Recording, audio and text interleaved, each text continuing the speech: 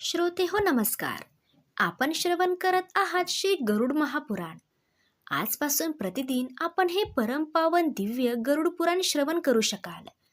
भगवान श्री हरी विष्णू आणि गरुड यांचा संवाद निर्माण झालेले गरुड पुराण विद्या, यश, सौंदर्य आणि लक्ष्मी त्याचबरोबर विजय आणि आरोग्यकारक आहे. जो मनुष्य याचे पठण अथवा श्रवण करेल त्याला सर्व ज्ञानप्राप्ती होते, अतिस्वर्गाची प्राप्ती होते. जो मनुष्य एकाग्र चित्ताने याचे पठण अथवा श्रवण करतो त्याला धनाची इच्छा असेल तर धनप्राप्ती होते, धर्मशील असेल तर धर्मप्राप्ती होते आणि यहलोकी भोग प्राप्त करून परलोक त्याला मोक्ष प्राप्त होतो. या गरुड पुराण श्रवण अथवा पठण घडले तर धर्म, अर्थ, काम आणि मोक्ष हे चारही पुरुषार्थ साध्य होतात. तथा सर्व कामना, इच्छा, आकांक्षा, मनोकामना पूर्ण होतात. विद्यार्थ्यांना विद्या, विजया अर्थास विजय, ब्रह्महत्यास महापूप, मनुष्य पाप, मुक्ती मिळते. जो मनुष्य याचे नित्य पठण अथवा श्रवण करतो त्याला कधीही अकाली मृत्यू येत नाही आणि त्याचे सर्व दृष्ट शत्रूंचाही नाश होतो. जसं देवाने जनार्दन श्रेष्ठ, शस्त्रामध्ये सुदर्शन श्रेष्ठ, तसेच पुराणामध्ये हरितत्व निरूपम गरुड पुराण ही मुख्य आहे. जो मनुष्य हे गरुड पुराण पठण अथवा श्रवण करतो तो निष्पाप होतो, यमाच्या भयंकर यातनेपासून दूर राहतो आणि त्याला स्वर्ग प्राप्ती होते. तो या जीवनचक्रातून मुक्त होतो. चला तर मग अशा या परमपावन, परम फलदायी आणि दिव्य अशा श्री गरुड पुराण आपण सुरुवात करूया. आज गरुड पुराणामधील अध्याय क्रमांक 1 आपण अध्याय करूया.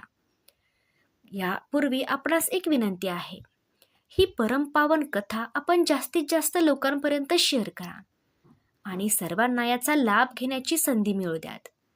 त्याचबरोबर आपण चॅनलवर नवीन असाल तर चॅनलला सबस्क्राईब करायला विसरू नका, जेणेकरून पुढील व्हिडिओचे अपडेट आपल्यापर्यंत सर्वात आधी पोहोचेल. तुम्हाला माहीत आहे का, मृत्यूच्या वेळी व्यक्तीला नेमक्या कोणत्या लक्षणांचा आणि पिढ्यांचा सामना करावा लागतो? तसेच मृत्यूनंतर जीवात्मा कुठे जातो? गरुड पुराणामध्ये स्पष्टपणे सांगितले आहे की मनुष्याला त्याच्या पाप आणि पुण्यानुसार वेगवेगळ्या यातना दिल्या जातात. अर्थात जेव्हा जीवात्मा आपल्या कर्मभोगांमुळे वर्तमान शरीराचा त्याग करतो त्या निर्णायक क्षणी त्या व्यक्तीसोबत काय घडते हे सर्व आम्ही तुम्हाला या व्हिडिओच्या माध्यमातून सविस्तरपणे सांगणार आहेत. हे वैदिक आणि पौराणिक ज्ञान अधिक लोकांपर्यंत पोहोचावे म्हणून हा व्हिडिओ शेअर करा. चला तर मग आपण या व्हिडिओला सुरुवात करूयात. गरुड पुराणातील वर्णनानुसार मनुष्य या संसारामध्ये जन्म घेऊन आपल्या पुनर्जन्मी केलेल्या पाप पुण्याच्या कर्माची फळे चांगल्या किंवा वाईट रूपात भोगत असतो. जेव्हा या जीवनाचा अंत जवळ येतो म्हणजेच मृत्यू सामना येतो तेव्हा तो प्राणी आपल्या परिवाराच्या अपस्टेज स्नेहाच्या वेदनेने व्याकुळ होतो. तो आपल्याच माणसांमध्ये असूनही एकाकी पडतो आणि रडत रडत त्याच्यामध्ये प्राणत्याग करतो. ज्या क्षणी प्राण शरीरातून निघून जातात त्या क्षणी त्याचे चैतन्यमय शरीर एका जड वस्तूप्रमाणे, एका लाकडाच्या उंडक्याप्रमाणे बदलले जाते. जेव्हा मृत व्यक्तीचे प्राण कंठामध्ये येऊन अडकतात म्हणजे प्राण निघण्याची अंतिम अवस्था येते, त्याच वेळी त्या व्यक्तीला एक विशेष दिव्यसृष्टी प्राप्त होते. या दृष्टीद्वारे तो संपूर्ण संसार, आपले जीवन, आपले नातेसंबंध आणि विश्वाचे विराट स्वरूप एका क्षणात पाहतो. तो सर्व काही अनुभवत असतो पण काहीच बोलण्यास असमर्थ असतो. त्याची वाचा कायमची हरपलेली असते. त्याचवेळी त्याला घेण्यासाठी एमलकातून आलेले यमदूत दिसू लागतात. त्याच्या भयवय रूपाला पाहून त्याच्या शरीरातील प्राणवायू आणि इतर वायू आपले स्थान सोडू लागतात. ज्यावेळी शरीरामध्ये प्रचंड अस्वस्थता निर्माण होते, गरुड पुराणात म्हणाले आहे की तो अंतिक्षण त्या व्यक्तीसाठी एका कल्पवृक्षासारखा म्हणजेच कोट्यावधी वर्षासारखा भासतो. एकाच वेळी 100 विंचवाने दंश केल्याप्रमाणे जेवढी असह्य पीडा होते तेवढीच किंवा त्याहूनही अधिक वेदना श्वास निघताना त्या जीवाला सहन करावी लागते. यमदूताच्या भयंकर रूपाच्या भीतीने त्या जीवनाच्या तोंडातून जाळ आणि फेस निघू लागतो. ज्या मनुष्याने आयुष्यभर पापकर्म केलेली आहेत अशा पापी व्यक्तीचे प्राण गुदमरण्या मार्गाने बाहेर पडतात, जे अत्यंत वेदनादायी असतात.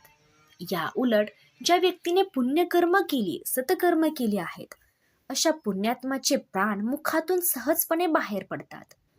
प्राण शरीरातून बाहेर पडताच त्या जीवात्म्याला घेण्यासाठी यमदूत येतात.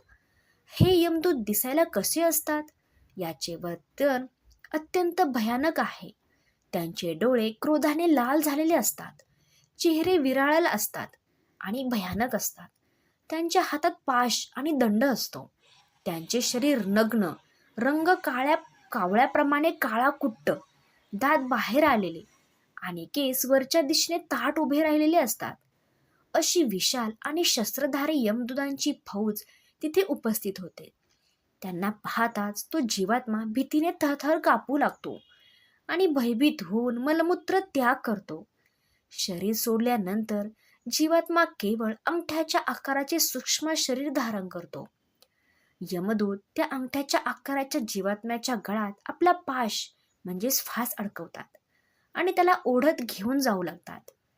ज्याप्रमाणे एखाद्या राजाचे शिपाई गुन्हेगाराला पकडून बांधून घेऊ जातात, त्याच प्रकारे यमदूत त्या जीवाला यमलोकाकडे खेचत नेतात. यमलोकाकडे जाताना मार्ग अत्यंत खडतर आणि दुःखदायक असतो. वाटेत यमदूत त्या जीवाला भविष्यात मिळणाऱ्या नरकाच्या यातनाचे, तेथील दुःखाचे वर्णन वारंवार सांगू लागतात. त्याला घाबरवतात. ते म्हणतात, अरे दृष्ट आत्मा, लवकर चल, तुला यमराजाच्या घरी जायचे आहे. आम्ही तुला लवकरच कुंभी पाकाच्या नावाच्या नरकात टाकू, जेथे तुला तुझ्या पापांची फळे भोगावी लागतील. जे दुरात्मे असतात त्यांना यमदूत आपल्या फासात जखडून मारतात, मारहाण करतच नेतात.